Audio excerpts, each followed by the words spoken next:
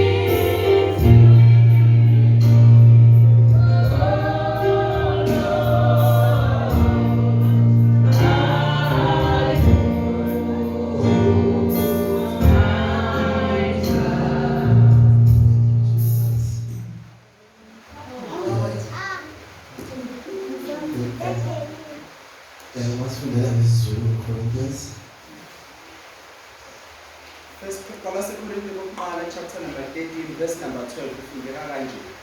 Ngokuba manje sibona sibukweni kalufifi. Kepha lapho sobukana ubuso nobuso. Manje ngazingxenye. Kepha lapho ngiyakwazi ngokuphelele. Njengokuba kade ngaziwa ngokuphelele. Amen. Father, we thank you. Izwi lakho linamandla. Izwi lakho lithembekile. Izwi lakho alikabazeki. Malifinyelele kithi Nkosi, lisilungisise, lisibonise indlela, lisiqinise ukukhula kwethu egameni likaJesu Kristu. Amen. Amen. Ezinye izinto ke bazalwane ezithokozisayo ngokuba umzelwane okanye umntana kaNkulunkulu ngokubona indlela ivangeli lisiguqula ngayo. Amen. Ivangeli uma lifika kithi liyasiguqula. Lisiguqula lisenze sibuke impilo ngendlela ehlukile. Lisiguqula senze izinto ngendlela ehlukile. liphinde lisiguqule ukuthi sibuke abantu bakaNkulunkulu ngendlela ehlukile. Amen. Kwezinye zezinto ivangeli aligcini ngokusiguqula, kepha sifunyaniswa isiphiwo okanye iziphiwo zikamoya. Amen. Lezo ziphiwo zisinikeza amandla ukuthi sikwazi ukuhamba ngokwezethemba nokwenza imisebenzi kaNkulunkulu ngokukhulu ukuzimisela. Amen. Now lokho bazalwane ngikushiswe ukuthi akekho noyedwa lapha phakathi kwethu owake wafumana uJesu Kristu waba umuntu ofanayo. Sonke siyakholelwa ukuthi saguquka ngesikhathi sifumana ivangeli. Amen. Kungenzeka ukuthi wakhuliswa ngevangeli walimukela usemncane, kodwa kuyahluka uma usukhula usovuleka amehlo. Amen. Kukhona izinto ozibonayo ekade ungaziboni ngesikhathi usamncane. Namhlanje kunezinto ekade ukhuliswa ngakuzithanda, but mawusukhulile uzibona manje ukubaluleka kwazo. That's when ke umzalwane evuleka amehlo. Impela umzalwane sithi uyaqina ngokupheleleyo ekukholeni. But ezinye zezinto esizibonayo uma sibukela uKristu, amen, sizibona thina. Amen bazalwane. Now ngizothanda ukuthi namhlanje sikhulume ngesihloko esithi namuhla nakusasa.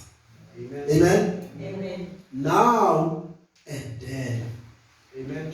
Now you see bazalwane, uzibona wena, it does not make sense uma ngabe ngisho lento ungakholwa uma sindisiwe. Amen. But immediately usindiswa, then uyabona ukuthi kade ungaziboni wona lokho. Amen. Amen. Now let me read a quote la yala umshumayeli uCharles Spurgeon. uCharles Spurgeon uthi, many people look at themselves at the mirror. They see a flattering image of themselves. Amen. Amen. Abantu abaningi bazibuka esibukweni bese babona lobuhle obukhohlisayo abakubonayo kubona. Not to say abekho bahle, but there is something abangayiboni ngabo. Ngoba nabantu ngalesikhathi beyibuka bazibuka bengewona amakholwa futhi bengazazi ukuthi yini abafanele bayibone besibuka. Baya esibukeni bafike babuke bese bethanda lento abayibonayo, meaning it doesn't matter ukuthi njani, then they appreciate it. But umzelwani umuntu okholwayo mayezibuka usuke eyazi ukuthi ufuna ukubonani, and noma angaba muhle mayezibuka esibukeni, kodwa kunento ethi mayengayibonanga kuyena angakhululeki. Amen. Amen. Now lona umntwana kaNkulunkulu. But let's talk about ukuthi sizibona kanjani uma sikholwa. Amen. Now sizibona njengabantu ababi uma sesikholwa. Amen. We see ourselves in the account of our fallenness. Now, every time I can assure you, kuba nomuntu osindisiwe, angeke umuntu athi usindisiwe angafakazi ngobubi bakhe. Akade eyibona in fact ayibona akubona ngesikhathi esindisiwe. Ngesikhathi singasindiswanga sazibahle ngokwethu sizikhohlisa. Sihamba futhi sizibona sengathi se-untouchable.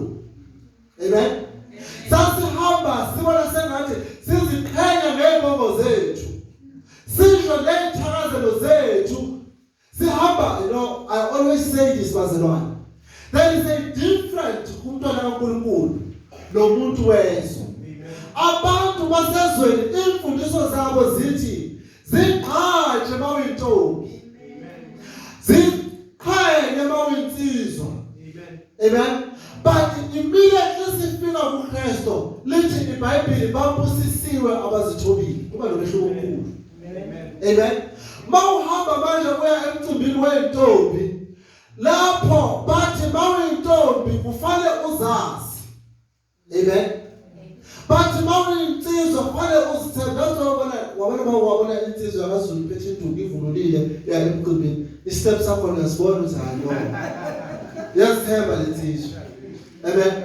Uzithemba kangangokuba uma ungambuza into yokuqala esho uthi ayikho insizwa engaba lapha kwami. Amen. That's imfundiso zasekhaya.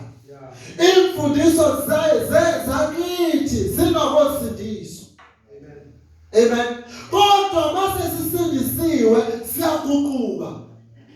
Uthi mawubona enye insizwa ihambela phezulu uyadeda uyidedele ngoba wena uthobekile. Uma ubona intombi zivulile ziziqhenya wena ufika uhlale uyintombi kaJesu enoJesu uzothe uzithibe ngoba thina sibizelwe ukuzithibela. Amen. But uma now ngikhuluma ngomuntu uma esemukele uJesu uyahluka uzibona ngendlela ehlukile. Now ngesikhathi singana Jesu sasizikhohlisa siyibona sinamandla. You know, one of the things that is very funny about lezi zinto lezi. Insizwa isuke iphethe induku, iphethe nehawulayo. Izithelo.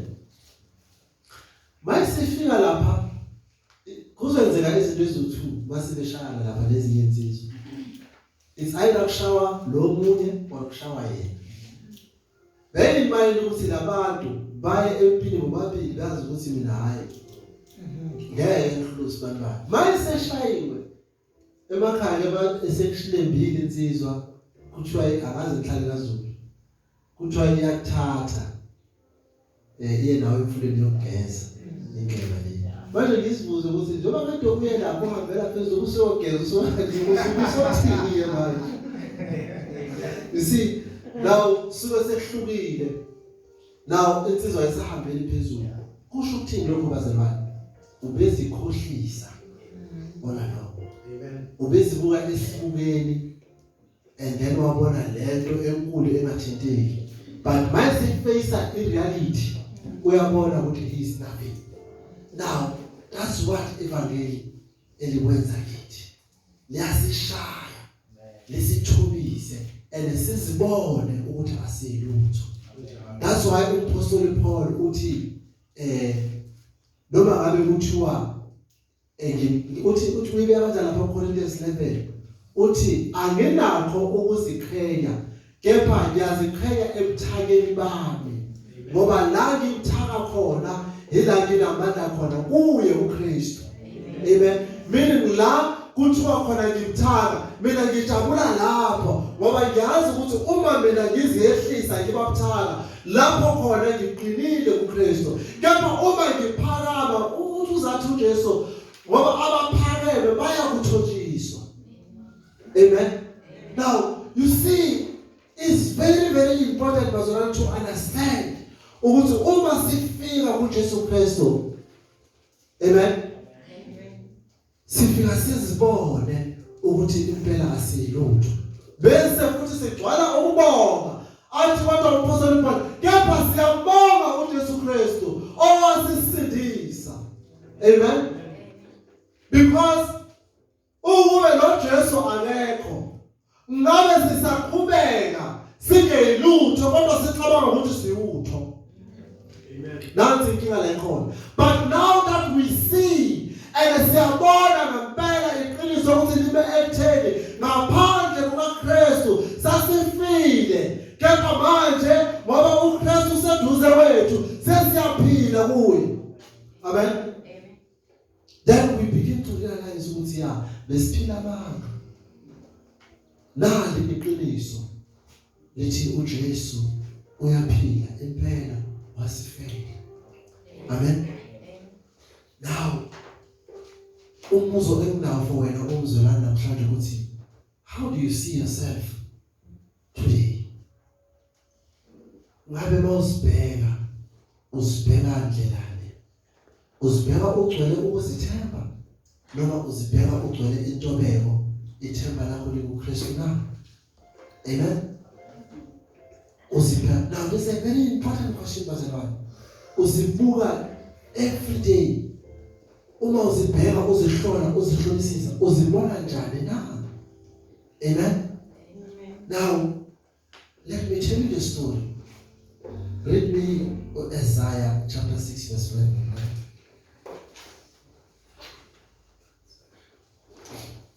Yes. Chapter 6 verse 5. Isaiah. Ngase ngithi maye kimi ngokuba ngiphelile lokhu ngingumuntu ozindebe zakhe zingcolile futhi ngihlezi phakathi kwabantu abazindebe zabo zingcolile ngokuba amehlo ami abonile inkosi uJehova Sebawothi. Amen.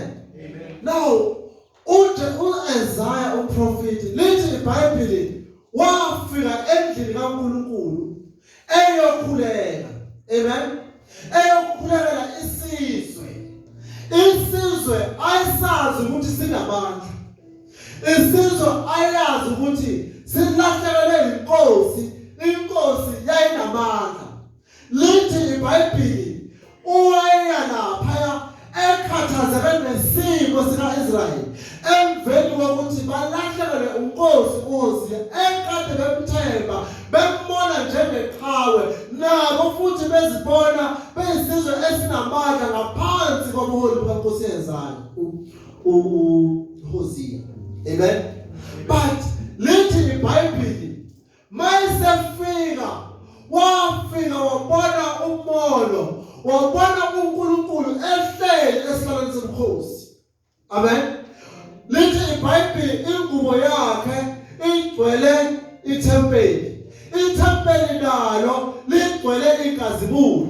Hallelujah bazalwane. Now mayisebona lezi zinto wayesezibona yena ububi bakhe. Amen. Now umzelwane onke wahlangana noNkulunkulu akwenzeki ukuthi mayebheka uNkulunkulu ezibheka angasiboni isidingo sokuguquka. Now I'm going to say if awungakamboni uNkulunkulu open your eyes. Amen. See God Amen. and look at yourself. I'm telling you uzolibona iqiniso. Amen. Lithi iBhayibheli uIsaiah mayisebona ubungcwele ubukhulu bakhe wakhala wathi mina ohlala phakathi komphakathi ongalungileyo umphakathi onendebe ezingcolileyo. Amen. Ngokuba ngimbonile uJehova. Now when you see the Lord it will change how you look at yourself. Amen. Amen. So we need to see Jesus in order that sizozibona kahle kamhlophe ukuthi singobani. Amen. Now another thing, read for me there Luke chapter 5 verse 8.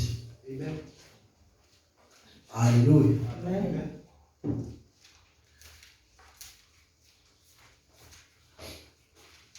We'll go look at chapter number 5, I'll look from verse number 8.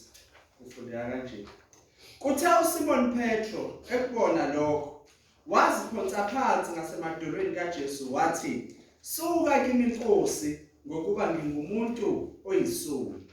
Amen.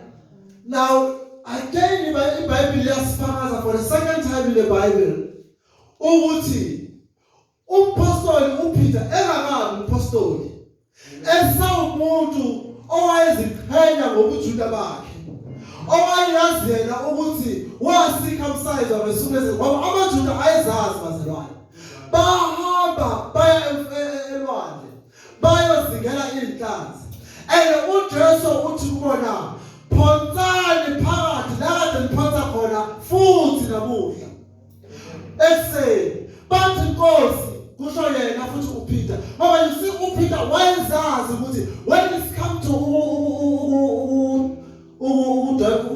udoba inhlanzi he was the best. Amen.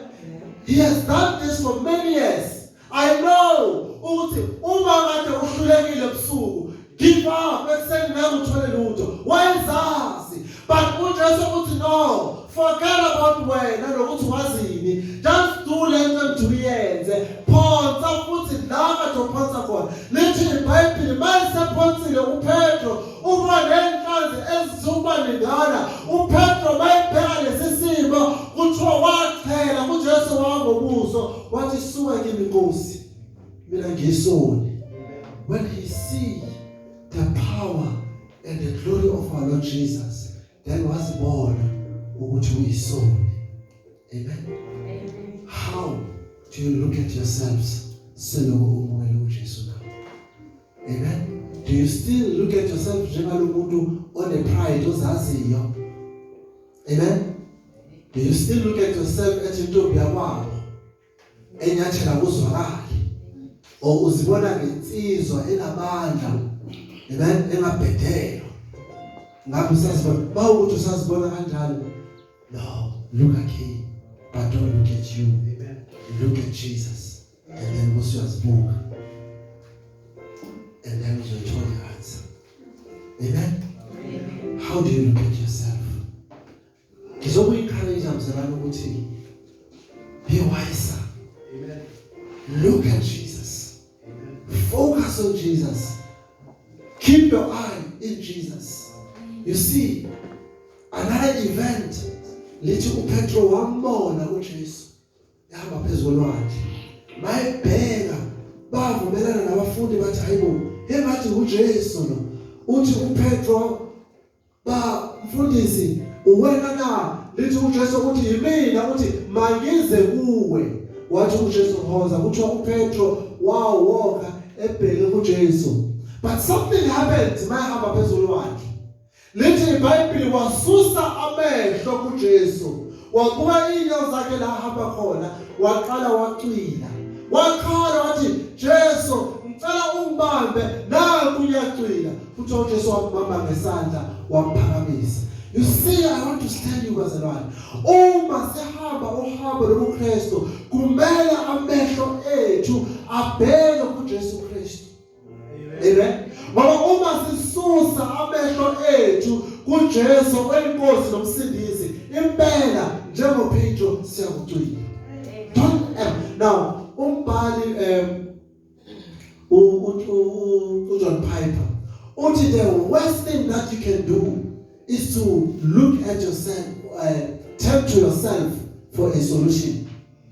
Uthi the worst thing that you can do is turn to yourself for a solution.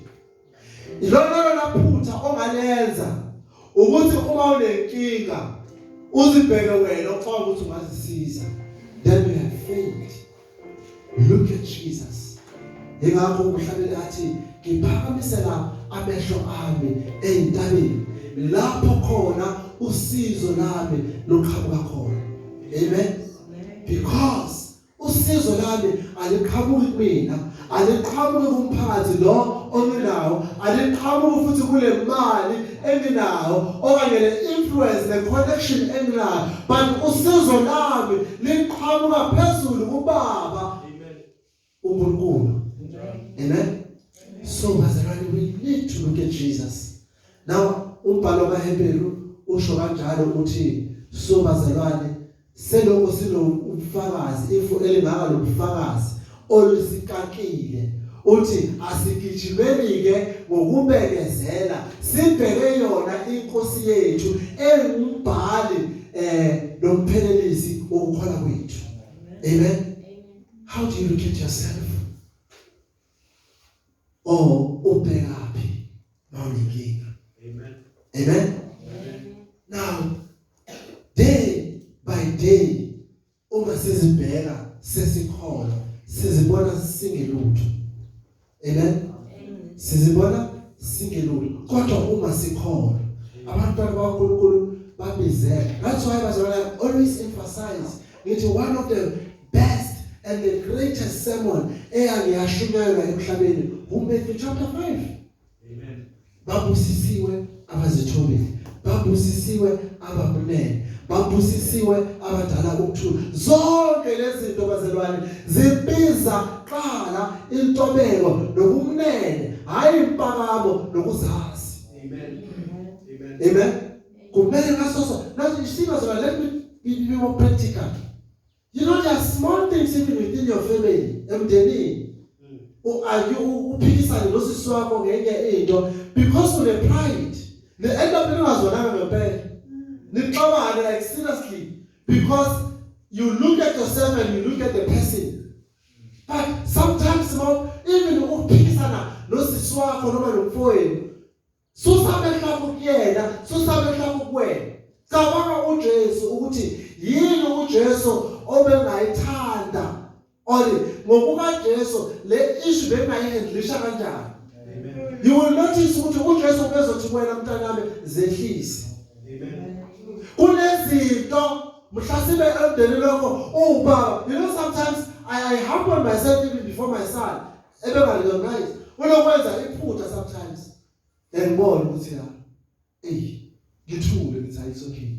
Angayikhulumi lento ngizile. Amen. Amen. Because sometimes ngizothi ngiyakhuluma kanti ngikhuluma mina naba emotions ami. Then ngisho into wrong.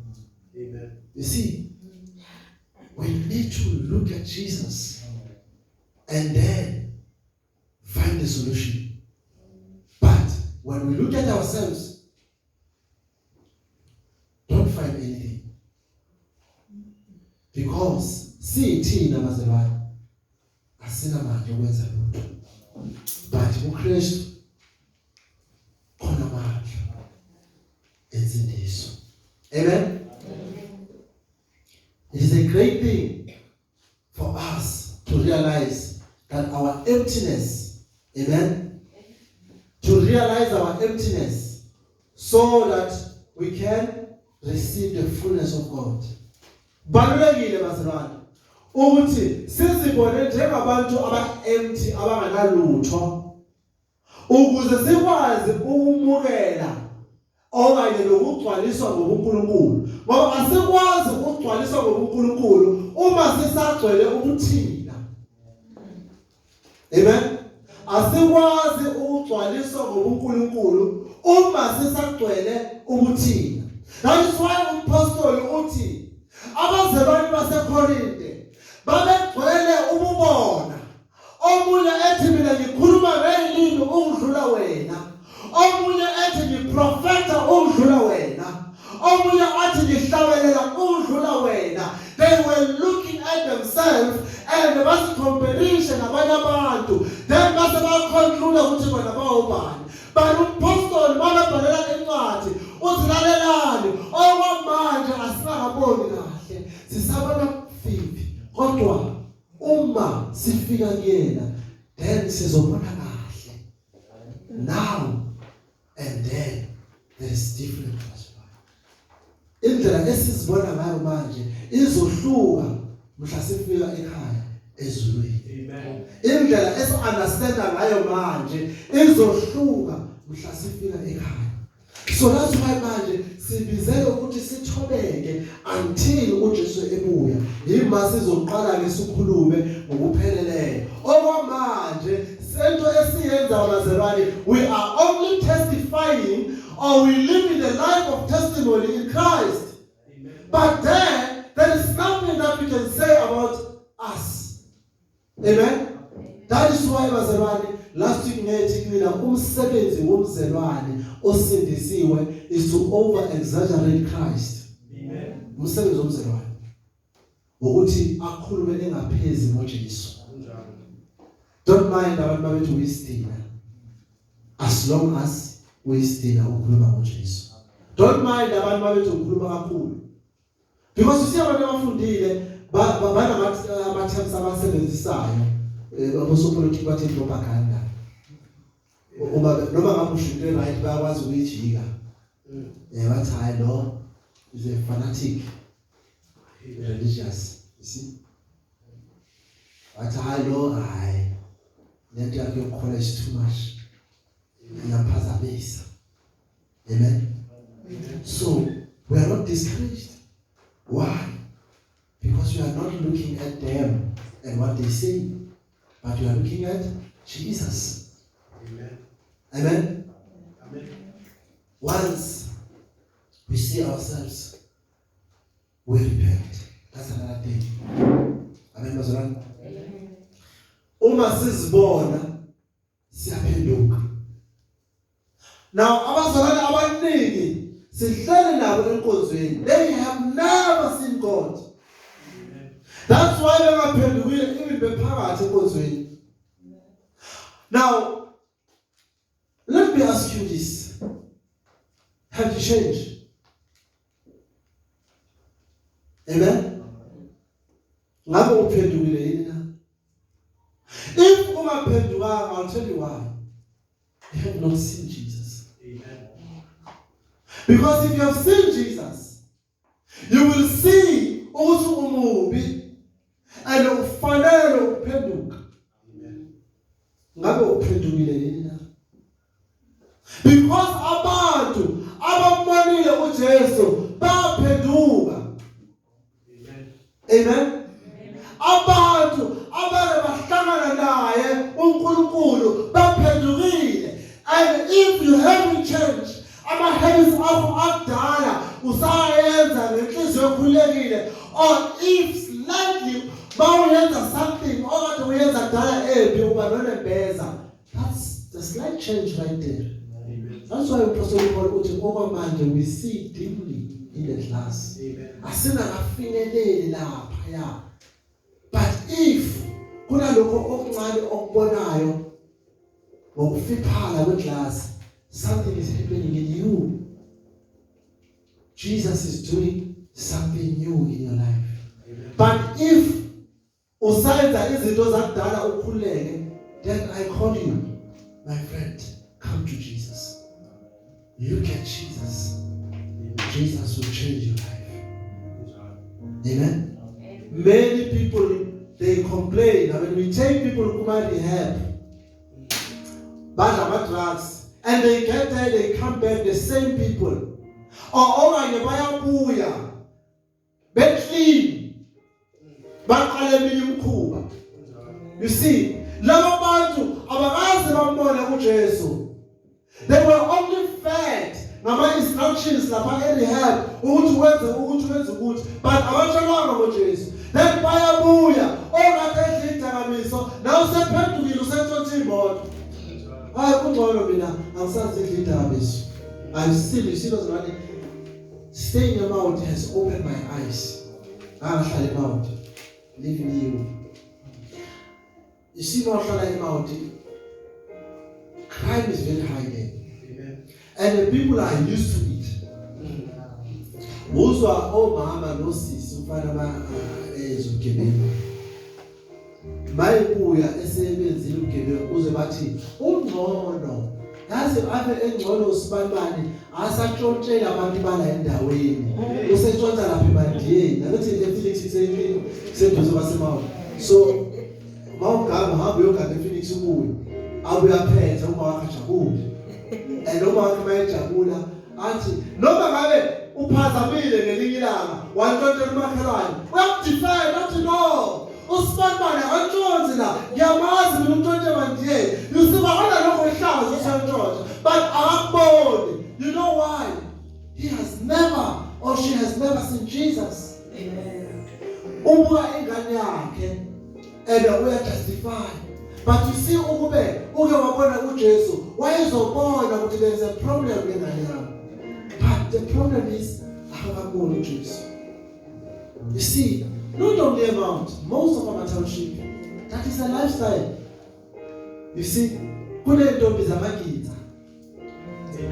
Yeah, we have doing I've stayed here so it was a man. Now magitha is a normal thing. Utshontshwa imoto. It's very normal born. Shower amantombazane endawo nawafike eshaya igqebhezana zawo whatever bayekhoka kudanse ube mnandi bangazela futhi lemontshintshini kuphuze ube mnandi hayi usibanibani uyaphanda amantombazane bathi uyaphanda. Why? They have never seen Jesus. Have you seen Jesus? Or now someone ukuthi hayi sibantwana yaphaka. Amen. This person now sasina le mpilo sasingasindithi. Sasibabona bephaka, abantu beshaya idudla sabafana. Ashaya isidudla sithi sibantwana uNtsweni. We know ukuthi ushaya isidudla ngobona entshontsini. We don't forget about that entshontsini. But uyashaya isidudla. Because we didn't see izinto ezirong. We wanted ukubona izinto esifuna ukuyibona. Amen. Abazali banalo tendency ukubona izinto abafuna ukuyibona enganeni zabo. But bangaboni lokho uJesu abakhombisa. No, badlala ngengane yami. Amen. You see, badlala ngengane. You know, yesterday bazona besemount. Mama usahlala emount with my two boys. Kunomfana, I think ungaphezulu kancane ngesibizo. Udlitsa umakhela ngamba wami. Udlama drugs. So usebheke kakhulu usisangalo ekhaya.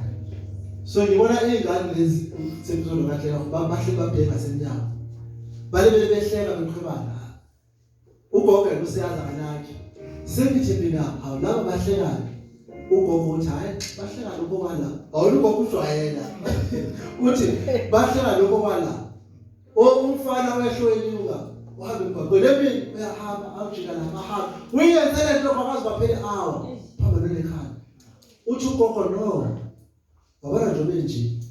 Utshontsha izinkukhu zomakhelwane la edayisa uzathula iwuka.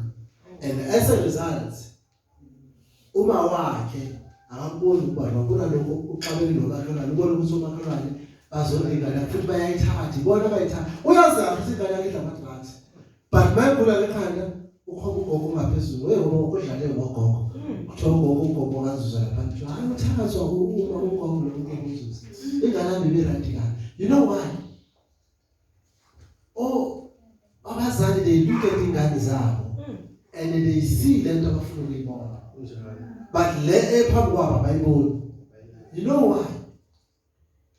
They have never seen Jesus. Amen. Ukube bake bambona uJesu, I'm telling you, they will see that there's something wrong in God. So as a right, we must always look at Jesus to be safe. Amen. Number 2, lokho ikona esibona manje sisazibona dimly in the mirror, but we shall see ourselves clearly there. Amen. Sizozibona kahle ngalesi sikhathi. Amen. Okwamanje sisabona izinto zifiphele ebahlweni bethu. Now I remember one of the interesting story. Now kuthiwa indoda engaboni ilethwa kuJesu. uJesu uyayithatha kuthiwa wayehla nayo, wathatha udaka walixova, amen, walibeka emehlweni yakhe, kuthiwa le ndoda yavuleka amehlo. uJesu uyayibuza le ndoda uthi ubonani? Ithi le ndoda ngibona kancane ihlahla okanye abantu ngathi ihlahla. Amen. Kuthiwa uJesu wayesembeka izandla futhi wayesemsule emgeza wamisa emfuleni wamgeza, wathi ubonani manje? Kuthiwa le ndoda athi hawu ngibona abantu. Amen. Na uJesu wamyeka kuthiwa abafundi bamangala bathi how come abanye ekhuluma just izwi babone same time, but you know it take 2 steps. But you see that was a lesson kubona abafundi ukuthi okwamanje sisabona izinto zifiphele, but later sizobona clear. Amen. So we must never bazalwane conclude. Let us sibheke amehlo ethu siwathi njengo Kristu ngoba thina asingaboni kahle, but ngalela langa sizobona kahle. We will see clearly in the future. Amen. Amen. Sizobona. Now Apostle Paul utshela ibandla laseKorinte ukuthi nizobona okwamanje ngiyabona nisabablisha nisayingane niphikisana nezinto ezingathe shu, but lonke uthi lonke okwamanje uthi for now we see in the mirror dimly, but then face to face. Now I know in part, but then I shall know fully. Nithi niyazi singazi senza isikhathi sokuthi nazi ukupheleleyo. Amen. So lebandla, let us not get carried away sithi siyazi. Amen. I always criticize bazalwane this self-centered gospel eshumayelayo le provoke abazalwane to be too much of themselves. When you go to amatende you see abafundisi bathi thina asingabantu abakhulu asithintwa no bazalwane. We know that in Jesus we are saved, but we mustn't get carried away and represent the pride yethu kubantu lapha ngaphandle. Sifanele sifike sithobekile masifika kubantu, sizehlise ngaso sonke isikhathi. Amen. Sikhombise uthando. Na umpostoli Paul uthi ngoba nithi niyazi alukangazi ikhona indlela engcono engifuna ukutshela ngayo, indlela okuyiyona yona excellent is love. Amen bazalwane. We need to love one another. Amen. Because we're working together understanding ukuthi konke asingakuboni kahle, but then sizobona kahle. But you see, what I like umpostoli yini azama ukuyenza bazalwane, uzama ukuthatha ingqondo zabo azenze ukuthi zi-aime phambili la bayakhona. You see, abantu abaningi their aim when you listen it is here in this world. But you see, as a church, we need to be balanced. We need to aim here, now, and then. You see, asiphileni nganeno, kodwa sibe amehlo ethu siwaphonse ngale la siyakhona. Ngoba eyethu indaba ayipheleli la, kodwa iphelela phi emaphakathini. Amen. Let us open our eyes and keep our eyes in Jesus. Because by then sizokwazi ukufinyelela ngale la si-aim khona. Na umpostoli uzama ukuxwayisa leli bandla ukuthi engathi senilelisekile, senikhuluma engathi senifikile, but lethi nimxwayise okwamanje nisabona. Yes. Then ngalesa sikhathi nizobona kahle. So enzani konke nikwenzayo, but beniqaphelile ukuthi indlela isayide. Amen. You shall see clearly then aim in the future. Now we see dimly, and then we shall see clearly. Apostle Paul uzama ukushintsha perspective yebandla. Now read for me John chapter 1 verse 50 to 51.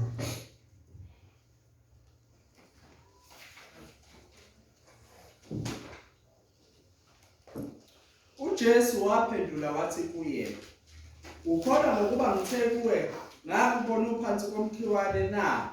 Uzakubona okukhulu kunalokho. Wathi kuye, ngiqinisile ngithi kini, nizakubona izulu livuliwe nezingelosi zikaNkulunkulu zenyuka zehla phezu kwendodana. Amen. Now I like the lesson. You shall see even greater things. Now, lo mzalwane uthi bafika ke abathalela sesimbonile okuyena yena. Now uphendula esenyameni, uphendula engakamboni uJesu. Uthi ingabe ikhona into engaqhamuka eNazaretha na? But hoza uzombona. You see, uFilipi uyazi ukuthi if uNathaniel esembona uJesu ngamehlo, indlela kade ebuka izinto ngayo izoguquka. Lithi uNathaniel wamlandela uFilipi, mayiqhamuka uJesu uyambongela uthi wena umIsraeli ongenasiko. Lithi iBhayibheli useyabuza uNathaniel uthi ungiwazelaphi noma ungaze kanjani na? Nkosi, uthi uJesu lalela, usahleli phansi kwesihlahla semuveni ngikubonile. Kuthi wawa ngobuso wathi uyinkosi. Amen. uNkulunkulu. Now uJesu uthi no, wait a minute. Uyambongela manje ngoba uzwa ngithi ngikubonile. Uthi lalela, zinkulu izinto osazozibona. Amen. Okwamanje awukaboni, uyithola ukuthi wena uyabona. Kancane yebo uyabona. But you see what we see here. uNathaniel bayibona uJesu indlela abuka izinto ngayo yakuquka lokungabaza ukuthi akekho ongaphuma eNazaretha noKristu kwakuquka uyaconfessa ukuthi oh uyinkosi uNkulunkulu but uJesu uthi no usabona kancane zinkulu izinto osazozibona uthi phela wena usazobona izulu livuleka ubone ingelosi ziyehla zenyuka phezulu kwendodana yomuntu mina bazalwane uJesu wayithi izinkulu izinto esazo asingaziqheli kwabanje asingaziphakamise okwamanje asithobeke for we shall see even greater things amen sisazobona izinto ezinkulu amen. Now Haggai chapter 2 verse 9 phela umfundele ncwadi kaHaggai chapter 2 verse 9.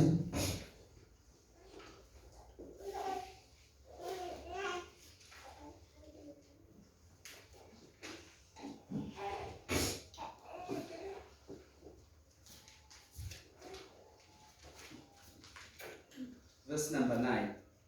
Inkazimulo yokugcina yalendlu iyakuba nkulu kuneyokuqala usho uJehova Sebawothi nginike ukuthula kule ndawo usho uJehova Sebawothi. Hallelujah. Now I love this. Uthi inkazimulo yalendlu ezayo iyakuba nkulu kunale yamanje. Now you see let me give you a something or food for thought. Now, abazalwane laba babekade bazi iThempeli likaSolomon and manje babhizi bakha elinye umprofeti ubiziwe ukuthi azobakhuthaza ukuthi bakhe masinyane balungise indlu kaNkulunkulu abakade sebeyekile iminyaka. Now babeyibheka laba bazalwane bakhumbula le endala uthi umprofeti lalelani uma nicabanga ukuthi niyazi inkazimulo yale ndlu endala until libona le ezayo beyangaboni lutho izoba ngcono kakhulu kunale. But abazalwane abaningi they have not come to understand of the proper or the true interpretation of this scripture. Let scripture sasikhuluma ngabantu bakaNkulunkulu abasindisiwe abantu bakaNkulunkulu muhla befika ekhaya ezulwini ngoba lithi iBhayibheli noNkulunkulu naye kuthiwa uyothi laba ngibagezile ingubo zabo zisegazini lembali. Now you see that's why umpostoli abasekhuluma ethi anazi na ukuthi niithempeli likaNkulunkulu. Now if lisalindele ukubona ithempeli no yimina ithempeli and uma nifika ekhaya nizoba ningcwelisiwe nikhazimuliswe kakhulu ukudlula ngisho nale ithempeli kade likhonza. Amen. Kuthi angithi you shall be even greater than. Amen. Nizoba ngcono masifika lesasikhathi. Amen. Uma ucabanga ukuthi uNkulunkulu ubusisile manje wait until ufika ezulwini. Uma ucabanga ukuthi uachievile wait until ufika ezulwini. Uma ucabanga ukuthi unamaphupho ufuna ukurana account ube president no there is something greater ozoyibona uma ufika ezulwini. Okwamanje usabuka ngamehlo obuntwana but then you will see clearly. Amen. There is a difference bazalwane now and then. Amen. There is a big difference. Amen. So asihlale sizilungiselele sibheke kuJesu ongumbhali nomphelelisi wokukholwa wethu so that we can see greater things. Amen. Sibone lezinto zikaNkulunkulu la khona ubungcwele kaNkulunkulu buzobuphelelisiwe kithi. La khona inkazimulo yakhe izobe ihleli kithi. La khona kuzobe kungasekho ukufa. La khona kuzobe kungasekho ukugula. Inhlupheko zingasekho. Sihlele ekhaya kwi-paradise kanye naye. We're just talking about the issue of paradise just last week with my brothers. And I say, you see, if you want to understand ukuthi sizobe sikuphi, you must understand the word paradise. Uma uJesu ethi meselelezi esasesizithiba sesimona uJesu lithi mase simbheka saguqula indlela ebesiqonda ngayo wathi nothina sizoni lona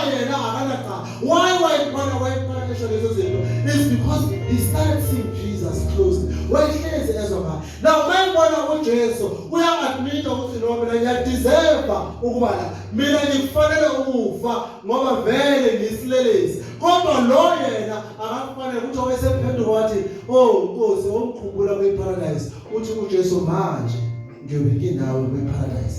Now abazalwane abaningi they don't understand what is paradise. You see, let us take it from historical background. Uma ufika lapha ezweni lasePersia, la abantwana bakaNkulunkulu bakade beyigqila khona. Kwakunemkosi yakhona yasePersia. La yayihlala khona, indawo yakhona ngolimi lesi-Arabic kwakuthiwa i-paradises. Kwakungangeni noma ubani. Kwakungena kuphela ama-officials nabantu ababalulekile la enkosini. Nayo inkosi qobo la kuthiwa bazalwane le ndawo yayisafe ngale ndlela ukuthi even nempukane babe bayiboni kahle bebe bayinciphisa bayibulala. Now that's why even though Esther queen eshade nayo inkosi kwakufanele ukuthi bayongena khona aqale alinde isimemo okanye abhale incwadi yesicelo. Uma ungafika ngisho bekwazi ungamenyanga wawubulawa. Why? Bebefuna le ndawo ihlale isafe ngaso sonke isikhathi. They were calling it a paradise. So nasezuleni bazalwane, there will be no intruders there. Amen. Uthi uJesu thathani ingcebo yenu ningayigcini la emhlabeni kodwa ifihlele ekhaya ezulwini la khona isela ningangeni khona. That Jesus is talking about paradise. Amen. But bazalwane, if we believe, if we have faith, we are already there. Amen. Says paradise. And just now we are continuing with just a journey, finishing up. But we know ukuthi masefika khona siyakufana naye, siyakukhazimulisa. Amen.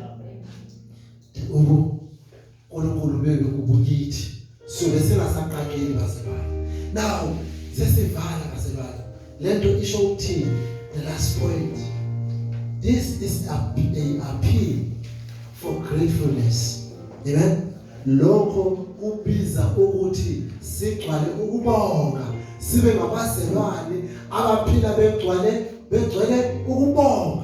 Amen bazalwane. Ngoba sisindisiwe, savulwa amehlo, sase siyathenjiswa. Now amehlo ethu avulile. We have seen the Lord, but then sizobona even clearer. So bazalwane, let's live our life sigcwele ukubonga. Amen. Ngoba ngaleso sikhathi siyabona ubuso nobuso. And ngasikhathi simbona ubuso nobuso, lithi iBhayibheli siyakufana naye. Amen. And inkazimulo yakhe iyobe kuthini, amandla akhe ayobe kuthini, ukuphila kwakhe kuyobe kuthini, konke okuhle kuyobe kukithi. Let us see ourselves. Later we will see ourselves clearer. Let us so be grateful because siyazi bazalwane ukuthi ngokumbona sazibona, ngokumbona sayenzelwa isithembiso. We see ourselves dimly now, but later sizozibona kangcono ngoba mayevela bazalwane siyakufana naye. Now let me say bazalwane, amehlo angamonanga angeke ayibone insindiso yakhe. Amen. Amehlo angamonanga uJesu angeke ayibone insindiso yakhe. Amehlo angamonanga uJesu angeke ayimukele ngaleso sikhathi intokozo yakhe. Kodwa laba abambonile, ngiqinisile ngithi kini niyakukhazimuliswa, niyakubona ubuso nobuso, niyakuphila ukuphila okuphakathi. La khona niyobe niphephile, kungasekho isifo bazalwane, kungasekho ukugula, kungasekho ukuhlupheka.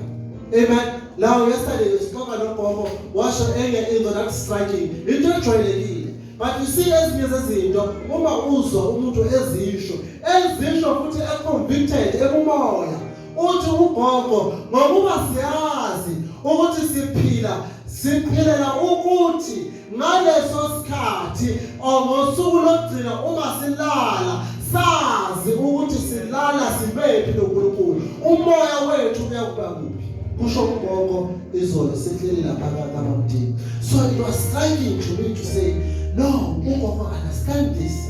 And I've seen abazalwane abaningi abanga-understand. Abazalwane abaningi benza enkonzweni bezokholwa ukuze bathole imisebenzi endeni kwaphela. Benza enkonzweni bazokholwa begula ukuze sibabeke izandla baqeda ukusinda bakhohlwe. Benza enkonzweni ngoba benamaphupha ama-ambitions ukuthi bafuna ukuba yini. Baze basho ukuze umzalwane ethi hayi ngojust pastor ngiyayidrayiva leya moto efanele bafundisa imanyama. But you see the problem is limited. They only see lezo zinto zenyama. But you see uGogo uthi but thina siyazi ukuthi njengoba sikholelwa ukuthi ngalelo suku we must go home. And then evangeli people have played it down. Amen. Evangeli kwekhabazalwane alisashunyayela. People they have concluded ukuthi bona they have arrived bayabona. But ngithi kini okwamanje bazalwane azingakaboni kahle. Wait until lelo suku lizobona kahle. Ngoba mhla yena evela sizofana naye. Cela suku ngeke bazalwane sihlabelele.